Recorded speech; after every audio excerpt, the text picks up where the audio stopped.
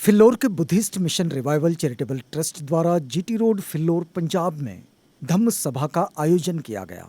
इस अवसर पर डॉक्टर बाबा साहेब अम्बेडकर के प्रपौत्र राजरत्न अम्बेडकर तथा भंते सुमित रत्न मुख्य रूप से उपस्थित थे।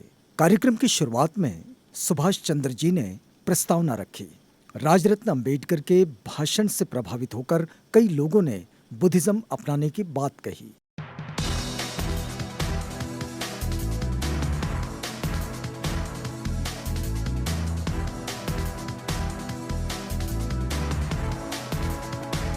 बाबा साहब डॉक्टर भीमराव अम्बेडकर अमर रहे। बाबा साहब डॉक्टर भीमराव अम्बेडकर अमर रहे। जब तक सूरज चांद रहेगा, जब तक सूरज चांद रहेगा, बाबा साहब ਤੁਹਾਡਾ मिशन अधूरा। बाबा साहब डॉक्टर भीमराव अम्बेडकर अमर रहे। हम लोगों ने अभी नारा दिया कि बाबा साहब तेरा मिशन अधूरा, हम सब मिलकर करेंगे पूरा। बाबा साहब के जीवनी को आज हम सभी लोग जानते हैं, कहां से बाबा साहब अम्बेडकर जी ने अपने कार्यों की शुरुआत की और कहां पर बाबा साहब ने कंक्लूजन किया। 1917 में बाबा साहब अम्बेडकर भारत में आने के बाद हर एक वक्त बाबा साहब ने हमारे हक और अधिकार के लिए बाबा साहब अम्बेडकर लड़े। 1917 से लेकर 5 दिसंबर 1956 के रात 2 बजे तक बाबा साहब अम्बेडकर अगर किसी के बारे में सोच रहे थे तो वो अपने समाज के बारे में सोच रहे थे, अपने परिवार के बारे में नहीं। 5 दिसंबर 1956 के रात के 2 बजे तक बाबा साहब अपने महापरिनिर्वाण के कुछ घंटों पहले तक भी कि मेरे प्रॉपर्टी का ये हिस्सा मैं अपने बेटे को दे रहा हूं, मेरे प्रॉपर्टी का ये हिस्सा मैं अपने बीवी को देके जाऊंगा, मेरे प्रॉपर्टी का ये हिस्सा मैं अपने नेफ्यू को देके जाऊंगा, इसके लिए चिंतित नहीं थे। रात के 2 बजे तक बाबा साहब अम्बेडकर बुद्धायनी धम्मा का प्रीफेस लिख रहे थे, इसलिए कि मेरे जाने के बाद मेरा समाज किस तरह से व्यवहार करेगा, किस तरह से ये फॉलो करेगा, उसके लिए बाबा साहब किताब लिख रहे थे कि मेरे जाने के बाद भी मेरा ये समाज बुद्ध के मार्ग पर चले। और बुद्ध का मार्ग उन्हें पता नहीं था, इसलिए बाबा साहब बुद्धायनी धम्मा का प्रीफेस लिख रहे थे। वो अपने परिवार के बारे में नहीं सोच रहे थे। आज देश के हालात ऐसे हैं कि बाबा साहब अम्बेडकर जी ने दिया हुआ संविधान एक तरफ खत्म करने के ऊपर ये लोग तुले हुए, मनोवादी ब्राह्मणवादी व्यवस्था के समर्थक तुले हुए हैं, और दूसरी ओर बौद्ध धर्म को भी इस देश से नष्ट करने का काम चल रहा है, संविधान भी और धम्म भी। मैं देख रहा हूं 2 दिन से यहां पर जब आया हूं, 22 प्रतिज्ञा को लेकर काफी सारी बातें सुनाई दे रही कि 22 प्रतिज्ञा की कोई जरूरत है नहीं, बाबा साहब ने धम्म दिया है तो बस बुद्धायनी धम्मा का त्रिशरण पंचशील काफी है। बाबा साहब अम्बेडकर जी ने 22 प्रतिज्ञा का जब निर्माण किया, 1956 से पहले बाबा साहब अम्बेडकर जी इस 22 प्रतिज्ञा के एक प्रतिज्ञा का निर्माण कर रहे थे। उस समय जितना ब्राह्मणवाद तगड़ा नहीं था, मजबूत नहीं था, उससे कई ज्यादा तगड़ा, कई ज्यादा मजबूत ब्राह्मणवाद आज है। उस समय तो कोई टीवी सीरियल नहीं चलाया करते थे, रामायण महाभारत नहीं चल रही थी, कोई छोटा भीम बाल कृष्ण आपके घरों में नहीं आ रहे थे। 1956 में जितनी 22 प्रतिज्ञाओं की जरूरत नहीं थी, उससे कई ज्यादा जरूरत आज 2021 में 22 प्रतिज्ञाओं की हमारे लिए है, क्योंकि ये ब्राह्मणवाद हर किसी माध्यम से हमारे घरों में घुस रहा है। आज यहां पर महिला भी है। हम लोग पंजाब में देख रहे हैं कि एक नया धर्म यहां पर हम लोग एस्टैब्लिश कर रहे हैं। बाबा साहब को मानने वाले लोग अब रविदासिया नाम का धर्म उन्होंने एस्टैब्लिश किया है, और उसकी मान्यता के लिए भी वो लोग लड़ रहे हैं। जनगणना में आने वाले जनगणना 2021 में हम लोगों को रविदासिया धर्म लिखाना है। ऐसे भी कई सारे मैसेजेस, कई सारे पोस्ट, कई सारे वीडियोस मैंने देखे हैं। मैं आपको पूछता हूं कि जनगणना का फॉर्म अगर आपने किसी ने देखा है, इंटरनेट पे अगर किसी ने जनगणना का फॉर्म देखा है, मुझे बताओ रविदासिया धर्म रिलीजन के कॉलम में कौन से सीरियल नंबर पर है? रविदासिया धर्म का सीरियल नंबर क्या है कोई सीरियल नंबर? जिस धर्म का उल्लेख ही नहीं है जनगणना के कॉलम में, रिलीजन के कॉलम में, हम अपने आप को उस धर्म का आदमी कैसे लिख सकते हैं? ड्रॉप डाउन करके हमको चूज करना है, Hindu, Muslim, Christian, Sikh, Buddhist, none of the above यानी नो रिलीजन, ये नाम है। और हम लोगों को भ्रमित कर रहे हैं कि रविदासिया लिखो, जब रविदासिया नाम का धर्म ही नहीं है। मैं पंजाब के लोगों को बताना चाहता हूं कि रविदासिया नाम का धर्म हम लोग एस्टैब्लिश करना चाहते हैं। मेरा पूरा समर्थन है कि हिंदू फोल्ड से बाहर निकलकर आप एक अलग से एक धर्म स्थापन करना चाहते हो रविदासिया धर्म के नाम से, लेकिन किसी भी धर्म को मान्यता तब मिलती है जब आपके रीति रिवाज किसी और धर्म से नहीं मिलते। रविदासिया धर्म को अगर आप मान्यता प्राप्त धर्म के नाम से अगर देखना चाहते हो तो सबसे पहले तो आप लोगों को अपने रीति रिवाज बदलने होंगे। अब आप लोग, पंजाब के लोग रविदासिया नाम का धर्म एस्टैब्लिश करना चाहते हैं और वही देवी देवता पूछ रहे हैं जो हिंदू पूछते हैं, वही रीति रिवाज फॉलो कर रहे हो जो हिंदू करते हैं, वही माता की चौकी जो हिंदुओं के घर में होती है वही आपके घर में होती है, वही वो कौन सा, मैं वो व्रत भूल जाता हूं हमेशा, चांद देख के तोड़ने वाला उपवास, करवा चौथ। हमारे महिलाएं भी वही करवा चौथ कर रही है। बताओ, अगर आपके रीति रिवाज हिंदू धर्म से मिलते हैं तो आप कौन से मुंह से रविदासिया धर्म की मांग कर रहे हो? कौन से मुंह से कर रहे हो? अगर रविदासिया धर्म आपको सही में चाहिए तो हिंदुओं के देवी देवताओं को पूजना, हिंदुओं के रीति रिवाजों को पूजना, हिंदुओं के त्योहारों को मनाना छोड़ दो।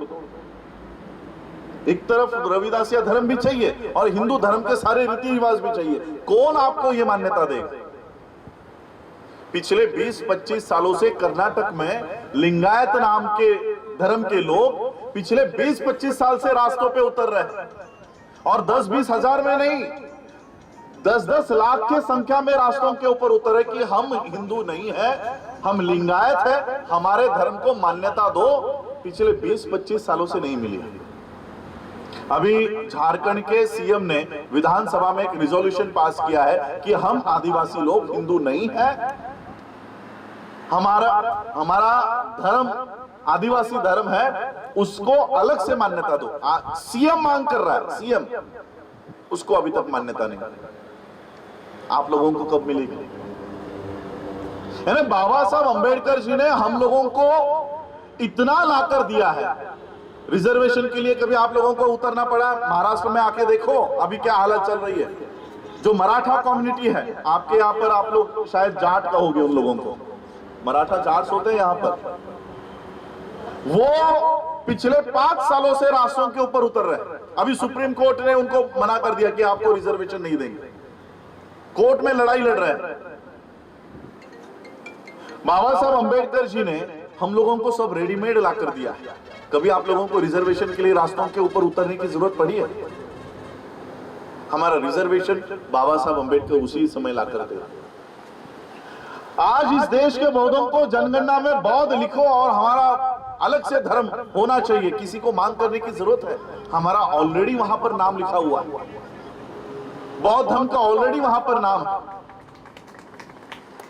लेकिन हम लोग इतने नालायक लोग हैं कि होने के बावजूद भी हमको बोलना पड़ रहा है कि अरे बौद्ध, अपने आप को बौद्ध लिख, बोलना पड़ रहा है हम लोगों को। हम लोग फिर भी, हम लोगों में नहीं, हम लोग बौद्ध लिखेंगे तो हमारा रिजर्वेशन खत्म हो जाएगा, हमारी नौकरी चली जाएगी, हमको प्रमोशन में रिजर्वेशन नहीं मिलेगा। ये सारी समस्या है लेकर हम लोग हिंदू लिख देते हैं। 2011 का आंकड़ा देख लो इंटरनेट पर, indiancensus.gov.in पर सारे आंकड़े हैं। 0.6% बुद्धिस्ट बता है इस देश में, 0.6। हम लोग कह रहे हैं कि बाबा साहब तेरा मिशन अधूरा, हम सब मिलकर करेंगे पूरा। जिन बाबा साहब ने ये घोषणा की थी कि मैं भारत को बौद्धमय बनाऊंगा, उसी बौद्धमय भारत में बौद्धों की संख्या 0.6% है, 1% भी नहीं है। ये हालात है हम लोगों की। और आज भी हम लोग बौद्धों को, मैं तो रविदासिया धर्म के लोगों को भी नहीं कहूंगा, आज भी हम भारत के बौद्ध वही हिंदू लोगों की रीति रिवाज को फॉलो कर रहे हैं। तो ये कहीं ना कहीं हम लोगों को त्यागना होगा, छोड़ना होगा। बाबा साहब अंबेडकर जी ने बहुत पढ़ाई करके, रिसर्च करके बाबा साहब ने हमको बौद्ध धर्म में दिया कि ये धर्म, अगर इस देश का संविधान आप लोगों की रक्षा ना कर सके तो ये बुद्ध आपके पीछे डट कर खड़ा हो जाएगा। लेकिन हमने बुद्ध को कभी उस एंगल से देखा ही नहीं। हमने बुद्ध को केवल मेडिटेशन का प्रतीक बनाकर रख दिया है घर में, केवल डेकोरेशन का एक सामान बनाकर बुद्ध को घर में रख दिया है। जिस देश को हिंदू राष्ट्र बनाने के ऊपर जो लोग तुले हुए हैं, जिस देश को ब्राह्मणवाद में लेकर जाने के लिए इस देश का प्रधानमंत्री काम कर रहा है, उस प्रधानमंत्री की हालत भारत के बाहर क्या है आप लोग कभी देखो। पिछले 2 साल पहले जब मैं यूनाइटेड नेशंस में गया था, नरेंद्र मोदी का स्पीच अंदर यूएन कॉन्फ्रेंस में चल रहा था। क्या कहता है पता है अंदर जाके, कि हमने, भारत ने विश्व को बुद्ध दिया है, हम बौद्ध देश हैं। जो आदमी इस देश को हिंदू राष्ट्र बनाने के ऊपर तुला है, उसको मजबूरी में विश्व के सामने कहना पड़ता है कि भारत बुद्ध का देश है। कितनी बड़ी ताकत है आप लोगों के हाथों में, उस ताकत का कभी इस्तेमाल करो।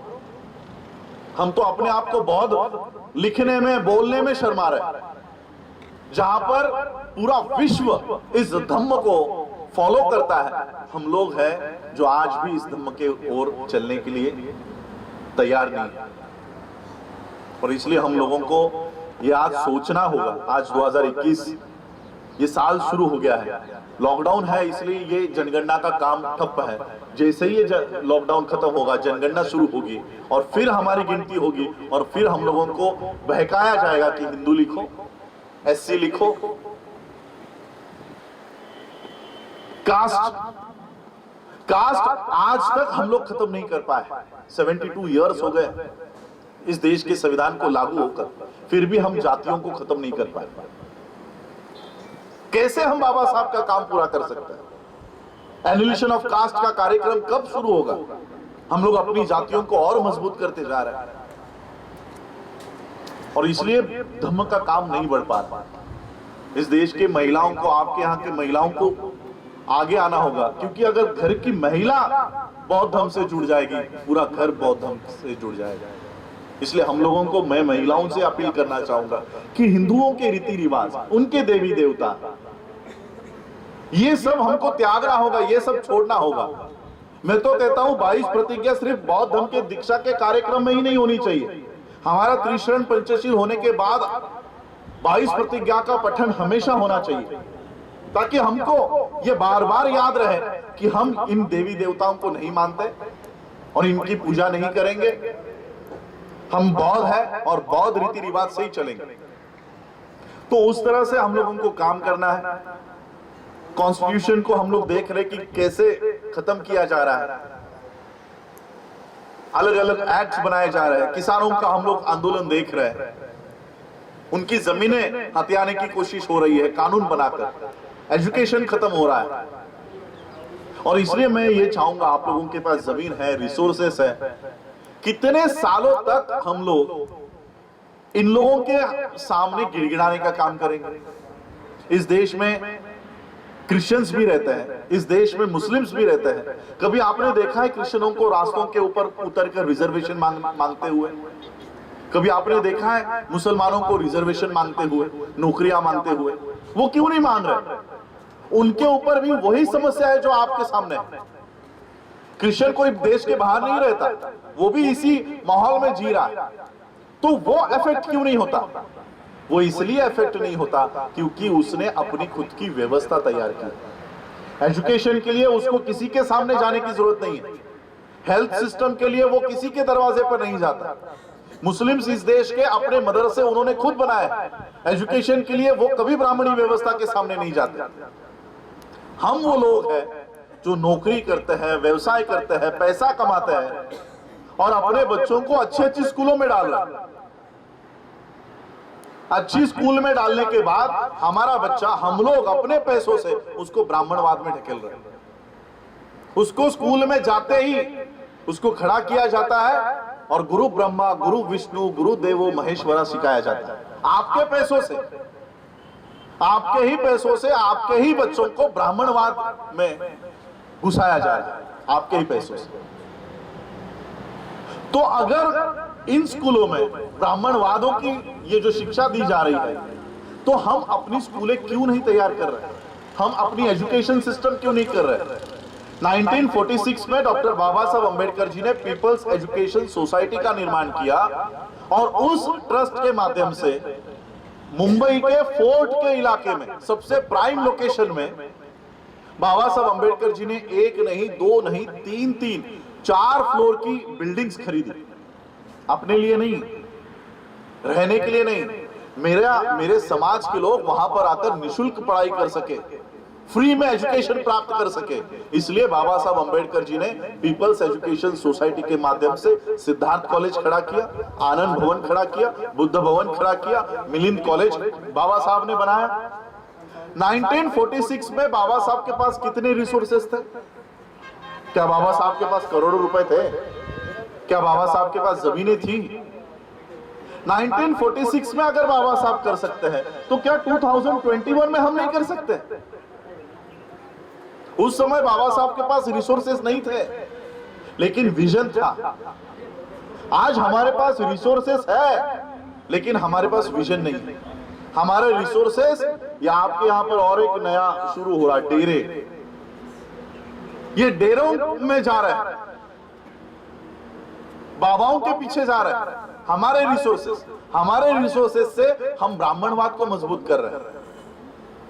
इसलिए आज से हम लोगों को यह प्रण करना होगा कि हमारे रिसोर्सेस, हमारे जो साधन है, उससे हम हमारी सिस्टम को खड़ा करने का काम करेंगे। नौकरियां आने वाले 5 सालों में पूरी तरह से खत्म हो जाएंगे। पब्लिक सेक्टर बेचे जा रहे हैं। जहां पर पब्लिक सेक्टर बेचे जा रहे हैं, आप लोगों को लगता होगा छोड़ो ना, ये एयर इंडिया बेच रहा है, ये रेलवे बेच रहा है, ये बैंक्स बेच रहा है, हमारा उससे क्या लेना देना है। इन पब्लिक सेक्टर में रिजर्वेशन पॉलिसी लागू होती है और रिजर्वेशन पॉलिसी से हमारे जो लोग हैं, पढ़े लिखे लोग, वहां पर जाकर अफसर बनते हैं। अब ये रिजर्वेशन पॉलिसी खत्म नहीं कर सकते, इसलिए जहां पर रिजर्वेशन लागू है उसको खत्म कर दो, उसको बेच दो। आप कहां पर रिजर्वेशन लागू करवाओगे? आपकी बैंक बंद हो जाएगी। आपके एयर इंडिया में जहां पर आपके लोग, एससी के लोग मैनेजर पद पर चले गए, वो बेच रहे, पीएसयूज बेच रहे, रेलवेज बेच रहे। जहां पर आपके लोग मैनेजर लेवल पर चले गए, क्लास 1 ऑफिसर बन गए, वो ही बेच दिया। आप रिजर्वेशन का क्या करने वाले हो? कहां लेकर जाओगे रिजर्वेशन? कागज पर रह जाएगा रिजर्वेशन। इसलिए ये हमारे हक और अधिकार को खत्म करने से पहले हम लोगों को अपनी व्यवस्था खड़ी करनी चाहिए। ऐसे नहीं है कि हमारे पास साधन नहीं है, हमारे पास साधन नहीं है, ऐसे नहीं है। रिसोर्सेस हमारे पास नहीं है, ऐसी बात नहीं है। पिछले साल की बाबा साहब अंबेडकर जी की जयंती लॉकडाउन में भी थी, इस साल भी लॉकडाउन ही था। बाबा साहब अंबेडकर जी की जयंती होने के बाद न्यूज़पेपर में एक आर्टिकल छपा, एक न्यूज आई। उस न्यूज़पेपर ने यह लिखा था कि बाबा साहब अंबेडकर जी की जयंती, बर्थ एनिवर्सरी नहीं होने के वजह से इंडियन इकोनॉमी को 2100 करोड़ रुपए का नुकसान हुआ। बाबा साहब की जयंती न होने की वजह से 2100 करोड़ रुपए का लॉस हुआ है इंडियन इकोनॉमी को। कैसे लॉस होता है? बाबा साहब की जयंती आते तो हम ऑर्केस्ट्रा बुलाते हैं, हम लाइटिंग्स करते हैं, हम पटाखे फोड़ते हैं, नए कपड़े लाते हैं, घर पेंट करवाते हैं, मिठाई खरीदते हैं। त्योहार की तरह बाबा साहब अंबेडकर जी की जयंती हम मनाते हैं। इस सारे त्योहार के स्वरूप में इंडियन इकोनॉमी को 2100 करोड़ का फायदा हो रहा था। वो नहीं हुआ, इसलिए बाबा साहब की जयंती नहीं हुई, इसलिए 2100 करोड़ का नुकसान हुआ। यानी एक साल में हम बाबा साहब के जयंती पे कितने रुपए खर्च करते हैं? 2000 करोड़ रुपए यूज करते हैं। एक यूनिवर्सिटी बनाने के लिए कितना सरकारी आंकड़ा है? 10 करोड़ रुपए का। 10 करोड़ रुपए में हमारी एक यूनिवर्सिटी बन सकती है, नेशनल लेवल पर यूनिवर्सिटी बन सकती है। हम बाबा साहब के जयंती के लिए 2000 करोड़ रुपया खर्च करते हैं। सोचिए, जो समाज बाबा साहब के जयंती पे 2000 करोड़ रुपया खर्च कर सकता है, क्या वो अपनी यूनिवर्सिटी नहीं बना सकता? क्या वो अपने अस्पताल नहीं बना सकता? हम लोगों को इस तरह से ट्रेन किया गया है, इस तरह से हम लोगों को निर्माण किया गया है कि हमने बाबा साहब को भगवान बना दिया। हमने बाबा साहब को भगवान बना दिया। बस बाबा साहब की पूजा करो, कैंडल लगाओ, अगरबत्ती लगाओ, हमारा काम खत्म। मैं कहता हूं 2100 करोड़ नहीं, 21000 करोड़ रुपया भी अगर बाबा साहब के जयंती पे खर्च होता है तो होना चाहिए। लेकिन बाबा साहब की जयंती मनाने का अधिकार किसको है? किसको मनानी चाहिए बाबा साहब की जयंती? 365 डेज में से एक दिन बाबा साहब का बर्थ एनिवर्सरी आता है, एक दिन 14 अप्रैल को। ये 14 अप्रैल बाबा साहब की जयंती मनाने का अधिकार किसको है पता है? जो बाकी के 364 डेज बाबा साहब के विचारों पर जो व्यक्ति चलता है, उसको बाबा साहब की जयंती मनाने का अधिकार है। वरना हम तो बाबा साहब की जयंती मनाते हैं, डीजे लगाते हैं और शराब पीकर नाचते हैं। अधिकार है हमको नाचने का। मैं अभी लंदन में गया था, वहां पर लंदन के अम्बेडकराइट्स लोगों ने मुझे वो सब दिखाया कि बाबा साहब कहाँ रहते थे, ग्रेज इन में कितना किलोमीटर चल के जाते थे, कहाँ बाबा साहब लंदन स्कूल ऑफ इकोनॉमिक्स में कहाँ पैदल चलकर जाते थे।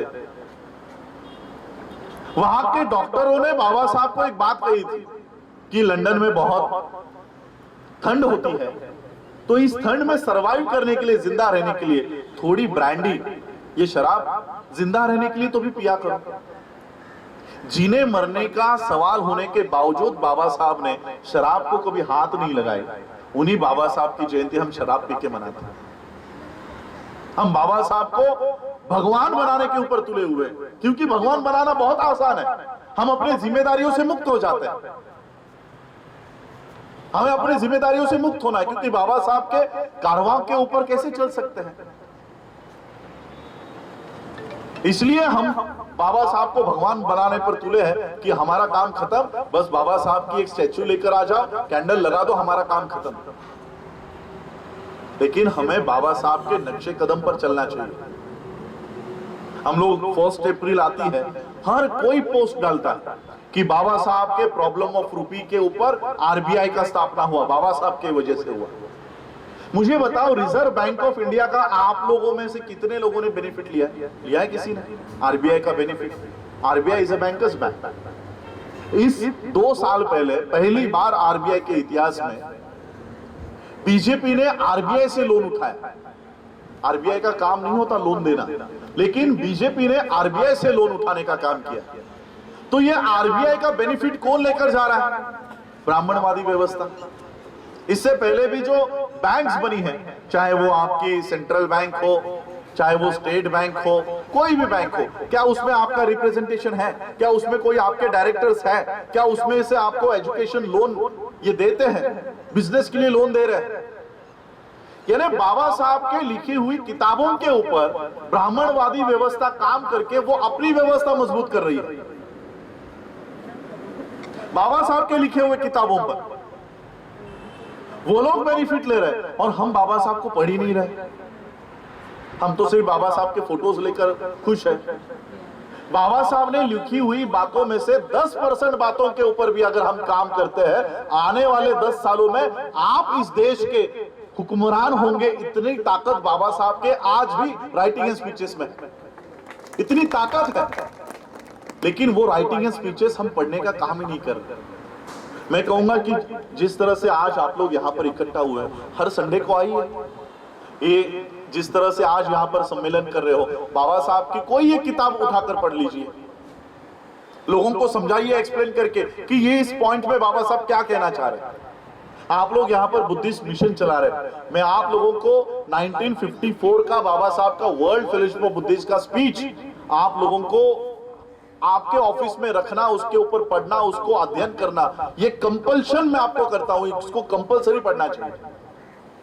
बाबा साहब ने स्पीच दिया है वर्ल्ड फेलोशिप ऑफ बुद्धिस्ट की कॉन्फ्रेंस में कि revival of Buddhism in India a blueprint, कि हमको बौद्ध धर्म को रिवाइव करना है अगर देश में, तो हमको क्या करना जरूरी है। एक एक बात बाबा साहब ने लिखी है। हमको वो सोचने की भी जरूरत नहीं है कि आज मैंने बुद्धिस्ट मिशन बना दिया, मुझे अब क्या काम करना है। बाबा साहब का वो ब्लूप्रिंट निकालो, उसके ऊपर काम करो, उसके ऊपर काम करो। बाबा साहब लिखते हैं कि विहार बनाओ। आज हम लोग एक तक्षशिला बुद्ध विहार जाकर आए, आपके पास विहार है। बाबा साहब लिखते हैं कि विहार ही नहीं होना चाहिए, उस विहार के एडजेसेंट स्कूल कॉलेज भी होनी चाहिए।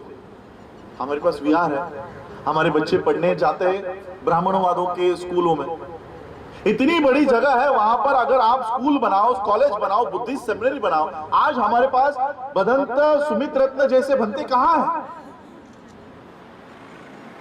आज बनते सुमित रत्न जी, मैं पिछले 2 साल से देख रहा हूं कि साकेत में बुद्ध के अवशेष मिले।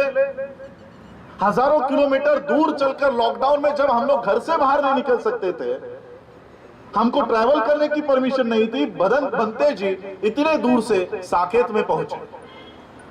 किसानों के आंदोलन में पिछले कई महीनों से वहां पर टेंट लगाकर वहां पर वो उनका समर्थन कर रहे हैं। ऐसे बनते हमारे पास कहां है? हमने ब्राह्मणवाद को बौद्ध धर्म में शामिल कर रहे हैं हम लोग। श्रमण संस्कृति में 2 दिन से बनते जी के साथ में कितना इजीली एक्सप्लेन किया मुझे। मैंने एक पोस्ट डाली थी बनते जी के साथ कि बनते जी के नेतृत्व में हमारी मीटिंग से, तो एक इन्हें कमेंट डाली उस पर कि एक भगवे से प्रेम है और दूसरे भगवे से नफरत क्यों? एक भगवे से प्रेम करते हो और दूसरे भगवे से नफरत करते हो। ये जो भगवा है ये श्रमण संस्कृति का भगवा है, और उनका जो भगवा है वो ब्राह्मण संस्कृति का भगवा है। ये श्रम करके खाते हैं, वो श्रमिकों का शोषण करके खाते हैं। और वही सिस्टम अब हम बौद्ध धर्म में लाने की कोशिश कर रहे हैं। मैंने जब श्रामणेर दीक्षा ली थी तब मैं एक विहार में रहा करता था। यानी हमारे आज बौद्ध भिक्षुओं का आचरण कैसा है मैं आप लोगों को बताता हूं। बुद्धा के समय जो संघ हुआ करता था, जो बौद्ध भिक्षुओं का संघ हुआ करता था, उनको आदेश था कि आपको चारिका करके आपका अन्न प्राप्त करना है, चारिका करनी है। एक दिन में 5 घर में आपको जाना है। 5 घर के लोगों को बुद्धा ने कही हुई बातें हैं वो समझानी है। एक दिन में 5 घर। मुझे आप बताइए, आपके यहां पर आपके घरों में कभी कोई बुद्धा भिक्षु चारिका करते करते आया है? कभी इन सालों में, 5 सालों में, 10 सालों में चारिका करते करते कोई भिक्षु? आज हमारे भिक्षु बौद्ध विहारों के बाहर जाने को तैयार नहीं है। तो जो संस्कृति ब्राह्मण संस्कृति थी वो हम बौद्धों में ला रहे हैं। विहार बना दिया, बस उसी के अंदर बैठे रहो। मठाधीश बना रहे हम लोग। बुद्ध के धम्म में मठाधीश नहीं है, हमको चारिका करनी है। फॉर एग्जाम्पल हम पकड़ते हैं कि पूरे भारत में 1 लाख बौद्ध भिक्षु, 1 लाख, आंकड़ा इससे कहीं ज्यादा है। हम लोग फॉर एग्जाम्पल पकड़ते, उदाहरण के तौर पर पकड़ते हैं कि अगर बुद्धा के संघ का वो जो बौद्ध भिक्षु उस समय था, अगर इस समय हम लोग वो बनाते हैं, निर्माण करते हैं, 10 दिन में हम लोग भारत को बौद्धमय बना सकते हैं। 1 लाख भिक्षुओं ने अगर चारिका की 5 घरों में वो गए तो एक दिन में वो 5 लाख घरों में जाएंगे।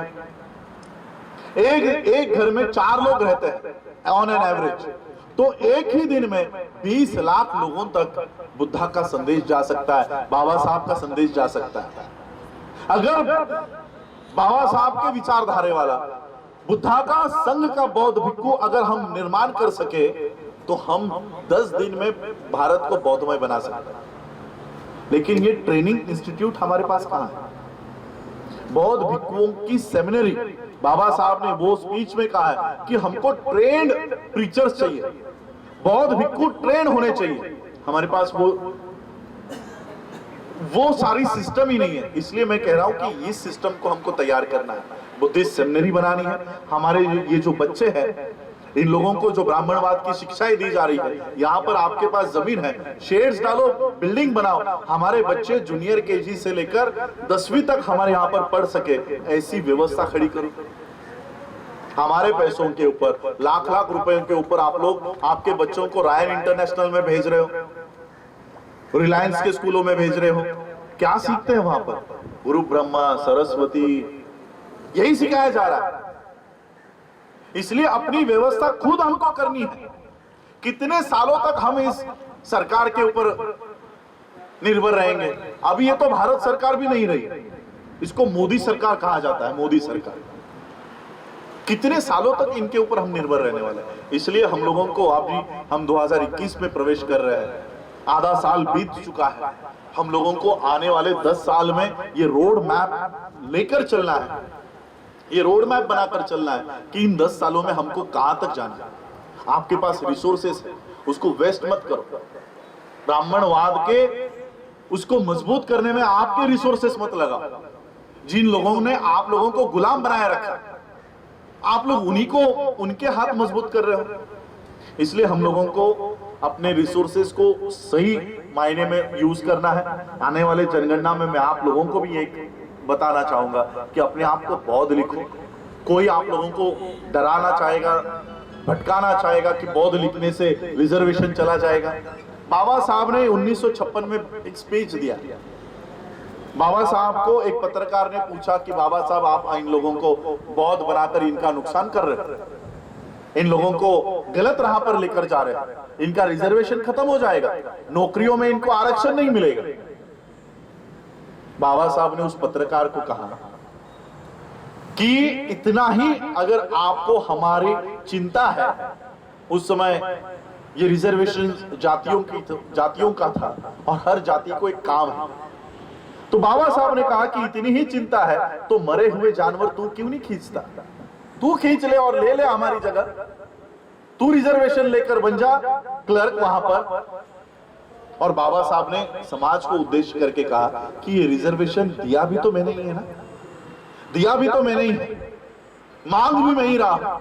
और ये मत सोचो कि आप लोगों का नुकसान हो गया, आपके अधिकार चले गए। बाबा साहब कहते हैं कि आपके सारे अधिकार मेरे कोर्ट के जेब में सुरक्षित है, सब मेरे आपके अधिकार सुरक्षित है। कभी हमने कोशिश ही नहीं की कि बाबा साहब के झोले में क्या है उसको देखने की। बाबा साहब ने कई सारे स्पीचेस में वॉल्यूम 18 पार्ट 3 में ये लिखकर रखा है कि अगर इस देश में आपको कोई परेशान करे, आपके ऊपर कोई अन्याय करे, अत्याचार करे, तो विश्व के बौद्धों के पास जाओ और वहां से अपना बचाव करो। हम कभी जा ही नहीं रहे, मोदी जा रहा है। वो उपराष्ट्रपति, क्या नाम है उसका, वेंकैया नायडू, वियतनाम के यूनाइटेड नेशन के कॉन्फ्रेंस में मैं था वियतनाम देश में, वहां पर वेंकैया नायडू स्पीच कर रहा था। भारत के बाहर के बौद्धों को लगता है कि नरेंद्र मोदी बुद्धिस्ट है, वेंकैया नायडू बुद्धिस्ट है, ये योगी आदित्यनाथ बौद्ध भिक्खु है, वो भी भगवा पहनता है। तो इस तरह से भ्रम फैलाया हुआ है। बाबा साहब ने जो व्यवस्था आपको दी है, जो ताकत आपको दी है, सोचो अगर बौद्ध धर्म में ताकत नहीं होती तो मोदी को बुद्धा का नाम लेने की कोई जरूरत पड़ती? ये जापान में जाता है, श्रीलंका में जाता है, वहां पर बुद्धा की मूर्तियां लेकर जाता है। इसको बोलो ब्रह्मा की मूर्ति लेकर जाए, राम की मूर्ति लेकर जाए, कोई खड़ा नहीं करेगा। बाबा साहब ने वैश्विक आपको संपत्ति दी है, विश्व में आप लोगों को स्थान दिया है, हम लोग उसको छोड़ रहे हैं और इनके काल्पनिक देवी देवताओं को पूज रहे हैं। उन्होंने आपको दिया हुआ धर्म उन्होंने ले लिया है और उनके जो देवी देवता है वो आपके घरों में फेंक रहे हैं। मैं आपको एक उदाहरण देकर अपनी वाणी को विराम दूंगा। 1930 में बाबा साहब ने एक आंदोलन किया था नासिक में, महाराष्ट्र के नासिक में, कालाराम मंदिर के प्रवेश का सत्याग्रह। Temple entry.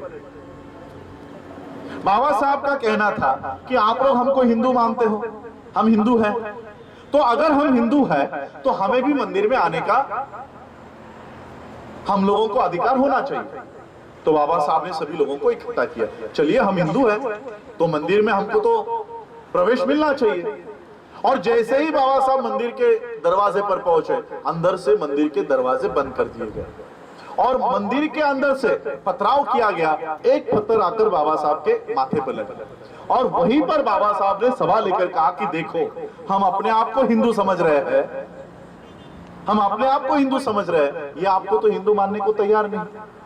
ये घटना है 1930 की, आज चल रहा है 2021, यानी इस घटना को 100 साल भी पूरे नहीं हुए, 100 साल भी पूरे नहीं हुए, लेकिन बदलाव देखो कितना आ गया है। 100 साल पहले आप लोगों को कोई मंदिर में नहीं ले रहा था आप लोगों को कोई मंदिर के अंदर। 100 साल पहले जो भगवान आप लोगों की छाया तक वो सहन नहीं कर सकता था, जो आपकी परछाई तक उसके ऊपर गिरने नहीं देता था, 100 साल में ऐसा क्या बदलाव हो गया कि अब मंदिर से उठकर वो भगवान आपके घरों में आ रहे हैं? क्यों आ रहे हैं? 100 साल पहले उस भगवान को आपकी परछाई तक गवारा नहीं थी, आज वो भगवान अपने मंदिर से उठ के आपके घरों में कैसे आते हैं?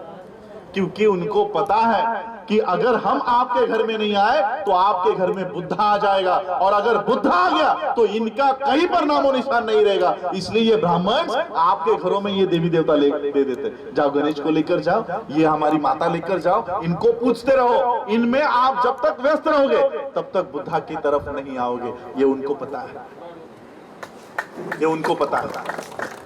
इसलिए हम लोगों को बाबा साहब की केवल घोषणा देकर नहीं होने वाला, हम लोगों को बाबा साहब के उन विचारों पे चलना होगा।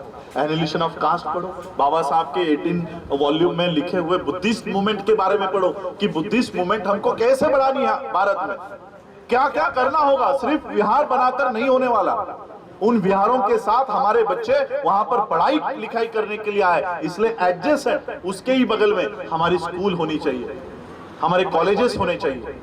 इस तरह से हम लोगों को काम करना होगा, तब जाकर हम इस देश में अपनी खुद की व्यवस्था कायम कर पाएंगे। इतना ही मैं कहता हूं, क्योंकि बनते जी को भी हमें सुनना है। आप लोगों ने मुझे यहाँ पर आमंत्रित किया, मुझे यहाँ पर सुना, उसके लिए आप सभी लोगों का आभार, धन्यवाद। जय भीम, जय भारत, जय बुद्ध। एक्चुअली हम लोगों को आगे जाना है और 11 बजे का समय दिया था, वो लोग फोन कर करके परेशान हैं, तो मैं ज़्यादा समय नहीं लूँगा। काफ़ी बातें आदरणीय माननीय राजरत्न अम्बेडकर जी ने बताई। हम लोग इनको ही बुद्धा की बाबा साहब की प्रतिमूर्ति देखते हैं और उम्मीद करते हैं कि जीवन पूरा आपका अगर प्रचार प्रसार में लग जाए, घर घर गांव गांव मोहल्ले मोहल्ले जाकर के, तो शायद बाबा साहब का आंदोलन आगे बढ़ेगा। तो ऐसा हम लोग महसूस करते, इसलिए उन्हें सुनने आते हैं, उनकी इज्जत करते हैं, उनका सम्मान करते हैं। मैं बौद्ध भिक्षु हूँ। सर्वप्रथम तथागत भगवान बुद्ध को नमन करते हुए उपरांत सभी संतों, गुरुओं, महापुरुषों को नमन करता हूँ। बोधिसत्व सदगुरु रविदास जी को नमन करता हूँ, वंदन करता हूँ। बोधिसत्व बाबा साहब डॉक्टर बी आर अम्बेडकर व सभी संतों, गुरुओं, महापुरुषों को नमन करता हूँ।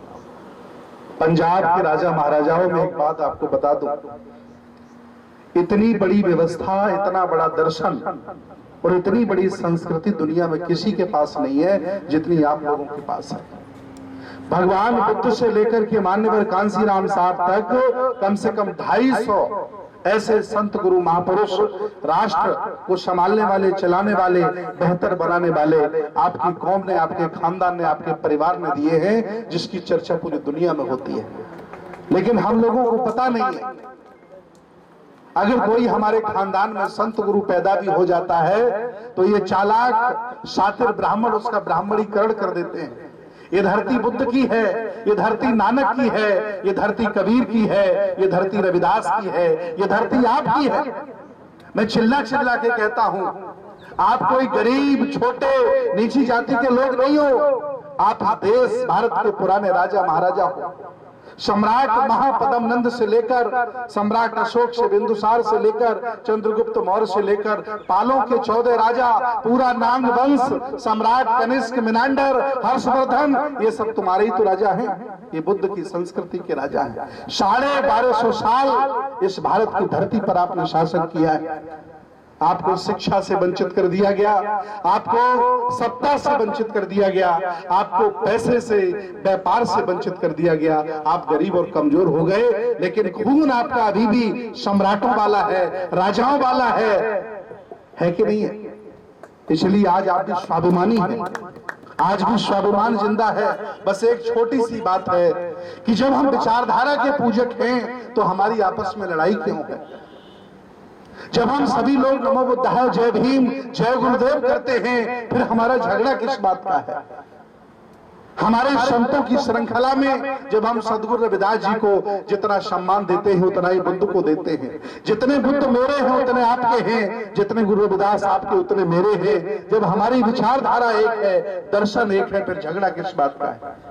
ये जगह जगह समूह बने हैं, जगह जगह लोगों ने गुट बना रखे हैं और एक दूसरे की ये कहते रहते हैं कि मेरा गुट अच्छा है, सामने वाले का गुट खराब है। मैं तो ये कहता हूं कि हे मानव, तू सामने वाले की बुराई करना छोड़ दे। अगर तेरी जरूरत है, तुझमें औकात है, तू इतिहास बना के दिखा दे, दुनिया तेरी तारीफ करेगी। तू क्यों कर रहा है किसी की बुराई कि ये आदमी खराब, ये आदमी खराब, ये आदमी चोर? ये सब तेरे अंदर अवगुण भरे पड़े हैं, तेरे अंदर विकार भरा पड़ा है। अगर है तुझ में जज्बा, अगर तू है सत्य मार्ग का पथगामी, तो इतिहास बना के दिखा, बड़ी लाइन बना के दिखा, दुनिया तुझे मसीहा मान लेगी। मैं आपसे अपील करता हूँ, ये आपसी झगड़े, छोटी छोटी बातों पे मन मिटाओ, ये खत्म करो। इन जालिमों ने, इन शातिरों ने आपको जातियों में बांट के लूट लिया, आज ही आपको संगठनों में बांट के लूट लेंगे। आप कुछ नहीं कर पाओगे, सब कुछ नेस्तनाबूत हो जाएगा। इसलिए अपने आप को बचा लो। मैं एक बौद्ध भिक्षु भी हूँ, क्रांतिकारी सोच रखता हूँ, सामाजिक भी हूँ, दर्द है मुझे, मैं राजनीतिक चिंतक विचार भी रखता हूँ और उम्मीद करता हूँ कि आप बुद्ध की शरण में जाएं। तथागत ने कभी नहीं कहा कि तुम मेरी शरण में आओ। मैं आज आपसे नहीं कह रहा हूँ कि आप बौद्ध हो जाओ, मैं कभी नहीं कहूंगा। आओ, देखो, समझो, जानो। जब लगे कि सम्मान तुम्हें मिलता है तो बुद्ध की शरण में आ जाना, न जहां हो वहीं बने रहना, मुझे कोई फर्क नहीं पड़ता है। ये दुनिया में इकलौता ऐसा धर्म है जो कहता है आओ, जानो, समझो, देखो। जब लगे कि तुम्हारा मार्ग अच्छा होगा, तुम्हारी उन्नति होगी, तुम्हारा उद्धार होगा, तो बुद्ध की शरण में आ जाना। नहीं तो जहां तुम्हें आनंद आ रहा वहीं आता रहे, मैं तुम्हारे आनंद के साथ हूं। ये इकलौता ऐसा धर्म है, कोई प्रलोभन नहीं है, कोई लालच नहीं है। समझो तो सही कि बुद्ध कितना सत्य कहते हैं। कभी उन्होंने नहीं कहा कि मेरी द्वारा कही गई बात, किसी किताब में लिखी हुई बात सत्य मान लेना। वो कहते हैं कि तू आदमी है, तू जिंदा आदमी है, तो अपनी बुद्धि का प्रयोग कर, अपने ज्ञान का प्रयोग कर, अपने विवेक का प्रयोग कर और आत्मचिंतन करके देख ये बात बुद्ध सही कह रहे हैं कि नहीं कह रहे हैं। दुनिया में इकलौता ऐसा दर्शन है जो विज्ञानवादी है, विकासवादी है। आइए, मैं उम्मीद करता हूँ आपकी उन्नति होगी और बुद्ध को अपना करके जापान उन्नति कर गया, ताइवान उन्नति कर गया, श्रीलंका आगे बढ़ रहा है, थाईलैंड आगे बढ़ रहा है। तथागत की अनुकंपा रही, महापुरुषों की अनुकंपा रही तो हम लोग भी आगे बढ़ेंगे। और बाबा साहब ने हमें वैसे भी छोटी जातियों से निकाल करके विश्व स्तरीय बौद्ध बनाया है। ये मेरे लिए गर्व की बात है। मैं फिर आपके बीच में आता रहूंगा, ये कोई अंतिम मुलाकात नहीं है। मैं धन्यवाद देता हूँ मैम चंचल मल का। मैं कहाँ रहता हूँ सोचिए, लखनऊ मेरा बुद्ध विहार है। कितनी दूर है लखनऊ? दूर है ना।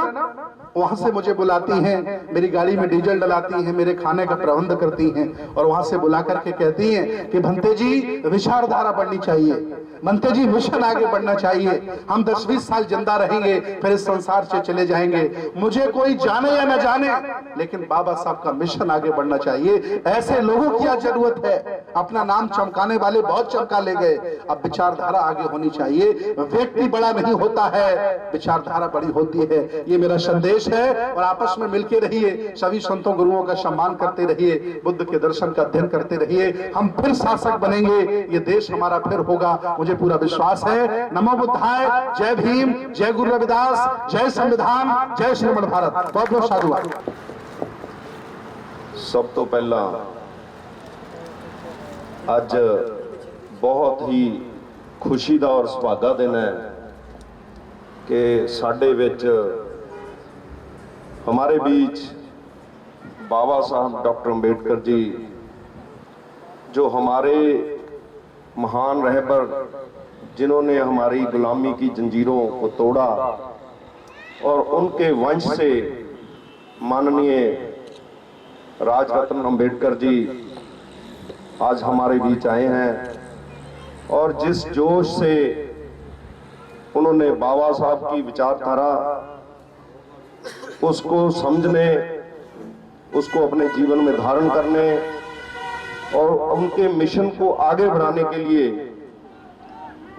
जो हमें आदेश दिए हैं, उनके लिए उनका धन्यवाद तो है ही।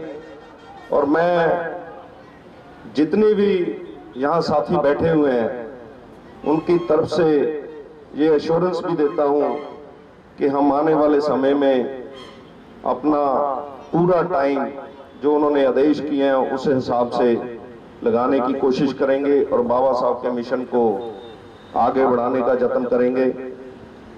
उससे ज़्यादा धन्यवाद मैं देता हूँ माननीय भंते जी, जो पिछले 10-15 दिन पहले इधर आए थे। उन्होंने विजिट किया इस जगह पे बुद्धिस्ट मिशन चैरिटेबल ट्रस्ट का, और इन्होंने उसी दिन विचार बना लिया था कि हम फिर दोबारा आएंगे। आज तो इन्होंने स्टेज पे बोल ही दिया कि ये आखिरी मुलाकात नहीं है, आगे मुलाकात होती रहेंगी और ये आते रहेंगे, हमें मार्गदर्शन देते रहेंगे। इनका बहुत बहुत धन्यवाद। और मैं सबसे ज़्यादा धन्यवाद देता हूँ माननीय श्री सोनलाल जी गिंडा यूके, जिनके एफर्ट से ये इतना बड़ा जो जगह हाईवे पे खरीदना, उसको डेवलप करना, और उन्होंने बहुत ही मेहनत करके पिछले 8-10 साल से वो लगे हुए हैं। उनकी टीम लगी हुई है। उनकी टीम में मिस्टर सुभाष शाह, जो हमेशा ही इस बात के लिए चिंतित रहते हैं कि हमारा समाज कैसे ऊपर उठेगा और हम बाबा साहब के मिशन को कैसे आगे बढ़ाएंगे। क्योंकि मैं 18 साल से पिछले ये सुभाष जी के संपर्क में हूँ। मेरा सामने पेट्रोल पंप है जो बाबा साहब की देन है, मैं तो ये कहता हूँ हमेशा ही। क्योंकि जो बाबा साहब ने, जैसे राजरत्न अम्बेडकर जी ने बात की है कि रिजर्व बैंक ऑफ इंडिया, जो उनके जो पीएचडी का थीसिस उनके ऊपर बना है, तो बाबा साहब ने हमें एक मिशन आर्थिक आजादी का भी दिया है। सामाजिक आजादी का मिशन तो दिया, और जो आर्थिक आजादी का मिशन है, मैं समझता हूँ हम सभी को अपने व्यापार सेट करने चाहिए।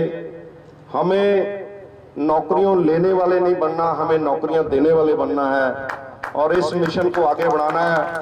मैं समझता हूँ यही बाबा साहब के मिशन को आगे बढ़ाना और उनको एक लॉजिकल एंड तक लेके जाना, और इस देश को जो बाबा साहब ने एक सपना संजोया था कि इस देश को बुद्धमय देश बनाना, उसके लिए हम सबको मिलके सारे एफर्ट्स करने हैं। और मैं धन्यवाद करता हूं मैडम चंचल मल जी का, जो अपने बिजी शेड्यूल से कनाडा से इधर आए और पंजाब में इतनी महान हस्तियों को, भंते जी को और राजरत्न अम्बेडकर जी को हमें मिलाया है, और हमें आज टाइम मिला है इनके विचार सुनने का और बाबा साहब के मिशन को आगे बढ़ाने का। जो हमारे गुरुओं ने, साहिब कांशीराम जी ने, गुरु रविदास जी ने जो मिशन दिया है, एक जो भंते जी ने बहुत बड़ी बात बोली है कि हमें इकट्ठे होना है, क्योंकि इकट्ठे होने के लिए बाबा साहब ने हमें बहुत धम दिया और उस पर हमें पहरा देना है। इन सभी बातों के साथ मैं, जो भी यहाँ साथी आए हैं, लेडीज आई हैं हमारे समाज की, इन सभी को मैं धन्यवाद देता हूँ।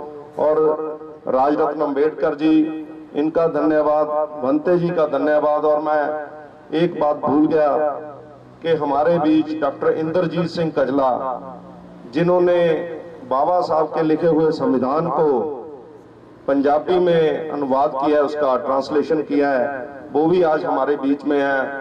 हम उन्हें जी आया बोलते हैं, उनका धन्यवाद करते हैं और आशा करते हैं कि आगे भी वो अपनी कलम से हमारे समाज को सेध देते रहेंगे। इन शब्द मैं सभी का धन्यवाद करता हूँ। जय भीम, जय भारत, नमो बुद्धाय। जय भीम, जय भारत, नमो बुद्धाय।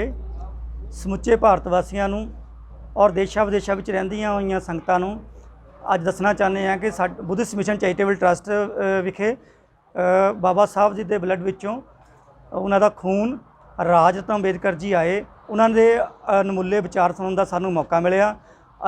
ਮੈਂ ਸੁਭਾਸ਼ ਚੰਦਰ ਵਾਈਸ ਪ੍ਰਧਾਨ ਬੁੱਧਿਸਟ ਮਿਸ਼ਨ ਚੈਰੀਟੇਬਲ ਟਰਸਟ ਔਰ ਸੰਸਥਾ ਦੇ ਪ੍ਰੈਜ਼ੀਡੈਂਟ ਜੋਗਾ ਰਾਮ ਜੀ ਖਾਨਖਾਨਾ ਔਰ ਸੰਸਥਾ ਦੇ ਚੇਅਰਮੈਨ ਸ਼੍ਰੀ ਸੋਹਣ ਲਾਲ ਜੀ ਗਿੰਡਾ ਵੱਲੋਂ ਔਰ ਸਾਡੇ SDO ਸਾਹਿਬ ਵੱਲੋਂ ਔਰ ਡਾਕਟਰ ਇੰਦਰ ਕਲਸੀ ਜੀ ਵੱਲੋਂ ਅਸੀਂ ਸਮੁੱਚੀ ਟੀਮ ਦਾ ਧੰਨਵਾਦ ਕਰਦੇ ਹਾਂ ਔਰ ਰਾਜ ਰਤਨ ਜੀ ਦਾ ਦਿਲ ਤੋਂ ਅਸੀਂ ਉਹਨਾਂ ਨੂੰ ਵੈਲਕਮ ਔਰ ਧੰਨਵਾਦ ਆਖਦੇ ਹਾਂ, ਜਿਨ੍ਹਾਂ ਨੇ ਆਪਣੇ ਕੀਮਤੀ ਵਿਚਾਰ ਸਾਨੂੰ ਦਿੱਤੇ ਔਰ ਸਾਡੇ ਕੋਲ ਆਏ।